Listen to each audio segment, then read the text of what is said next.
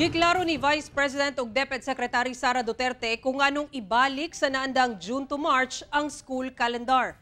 Wala usab komento ang Vice Presidente sa mga isyu nga gihapak bato kaniya. Ani report ni John D. Esteban.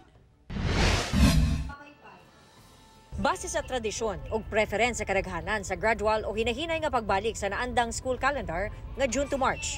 Kini ang giluwatang pahayag ni Vice President ug DepEd Secretary Inday Sara Duterte sa iyang pagtambong sa pag-award sa daycare center sa Barangay San Antonio, Agdao, Davao City, Miyerkules sa buntag.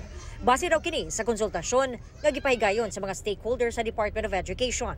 Sa gipagulang DepEd Order No. 003 sa July 29 ang sugod sa klase sa school year 2024 ug 2025 ug mahuman sa May 16 sa sunod tuig.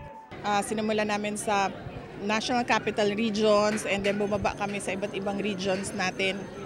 Nag-consult tayo sa mga teachers, sa mga stakeholders, sa mga parents and sa mga students. And wala siyang ibang rason, mainly because of tradition and preference ng karamihan.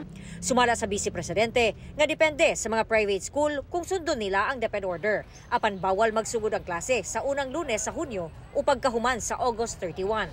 Private schools, they have the option to follow the DepEd calendar or they can follow their own calendar provided that sumunod sila sa batas na they cannot open before the first Monday of June nor later than August 31.